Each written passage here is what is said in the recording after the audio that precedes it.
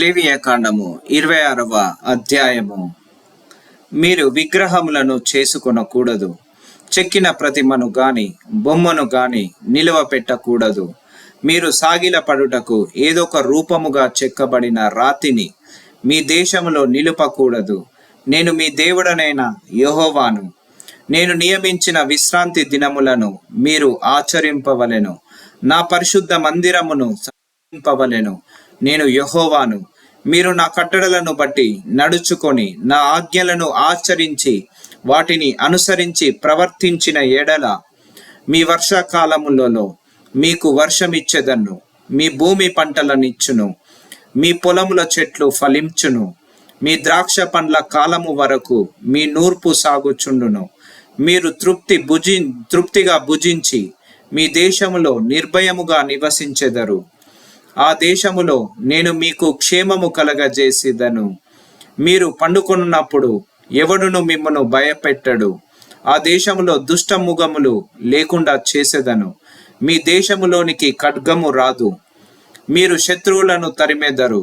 వారు మీ ఎదుట ఖడ్గము చేత పడెదరు. మీలో 5 100 మందిని తరుముదురు. 100 మంది 10,000 మందిని తరుముదురు.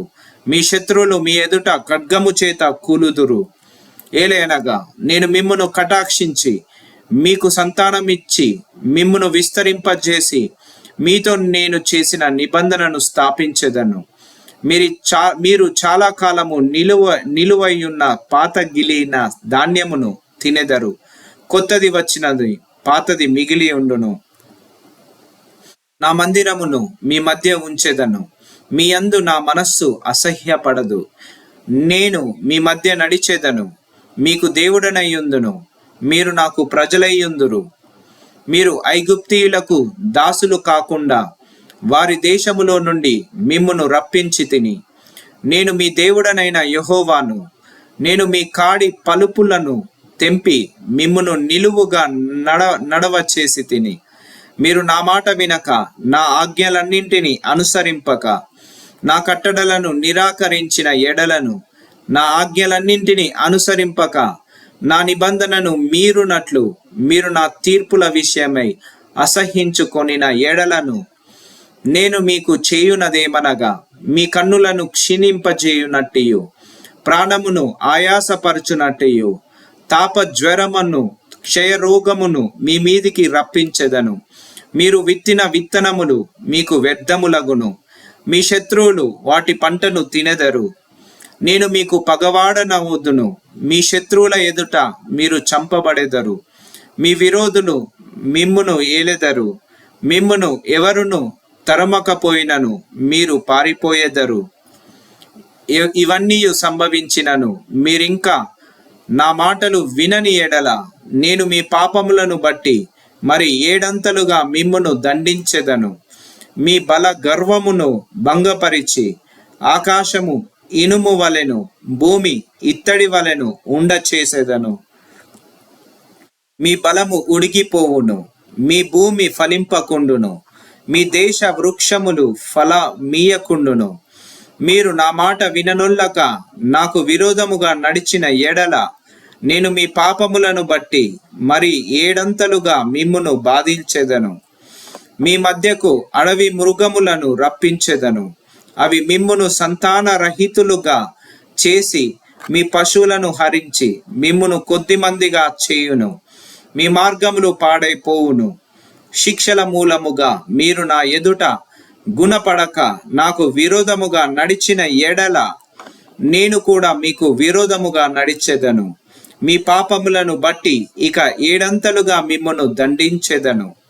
మీ మీదికి ఖడ్గమును రప్పించెదను. ఇది నా నిబంధన విషయమై ప్రతిదండన చేయును. మీరు మీ పట్టణములలో కూడి ఉండగా మీ మధ్యకు తెగులును రప్పించెదను. మీరు శత్రువుల చేతికి అప్పగింపబడెదరు. నేను మీ ఆహారమును అనగా మీ ప్రాణధారమును తీసివేసిన తరువాత 10 మంది స్త్రీలు ఒక్క పొయ్యిలోనే మీకు ఆహారము వండి తూనిక చొప్పున మీ ఆహారమును మీకు మరల ఇచ్చెదరు. మీరు తినెదరు గాని తృప్తి పొందరు.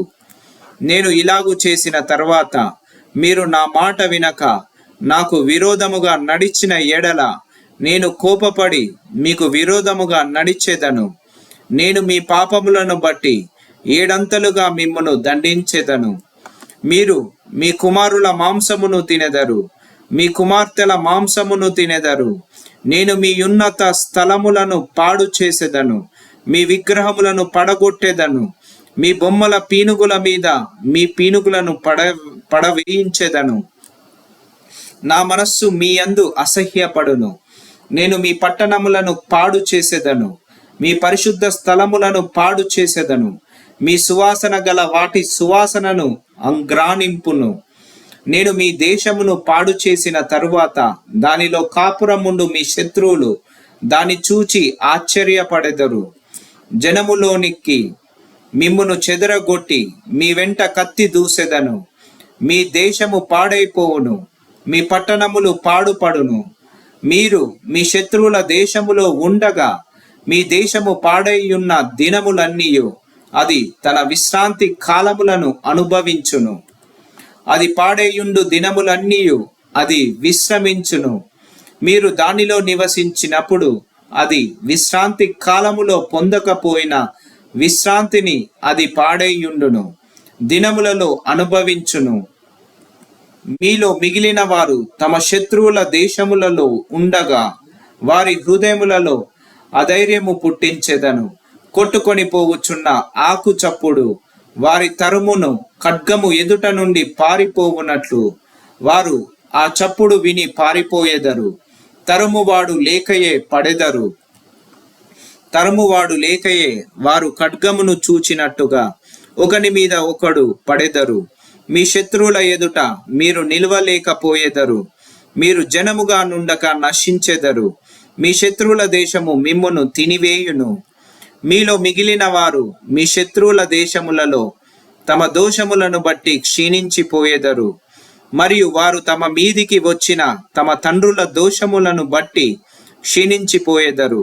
వారు నాకు విరోధముగా చేసిన తిరుగుబాటును, తమ దోషమును, తమ తండ్రుల దోషమును ఒప్పుకొని తాము నాకు విరోధముగా నడిచితిమనియు, నేను తమకు విరోధముగా నడిచితిననియు, తమ శత్రువుల దేశములోనికి తమ్మును రప్పించితిననియు ఒప్పుకొనిన ఎడల, అనగా లోబడని తమ హృదయములు లొంగి తాము చేసిన దోషమునకు ప్రతిదండనను అనుభవించితిమని ఒప్పుకొనిన ఎడల, నేను యాకోబుతో చేసిన నా నిబంధనను జ్ఞాపకము చేసుకొందును. నేను ఇస్సాకుతో చేసిన నా నిబంధనను, నేను అబ్రహాముతో చేసిన నా నిబంధనను జ్ఞాపకము చేసుకొందును. ఆ దేశమును కూడా జ్ఞాపకము చేసుకొందును. వారి చేత విడవబడి వారు లేనప్పుడు పాడైపోయిన వారి దేశమును తన విశ్రాంతి దినములను అనుభవించును. వారు తీర్పులను తిరస్కరించి నా కట్టడలను అసహ్యించుకొనిరి. ఆ హేతువు చేతనే వారు తమ దోష శిక్ష న్యాయమని ఒప్పుకొందురు. అయితే వారు తమ శత్రువుల దేశములో ఉన్నప్పుడు వారిని నిరాకరింపను.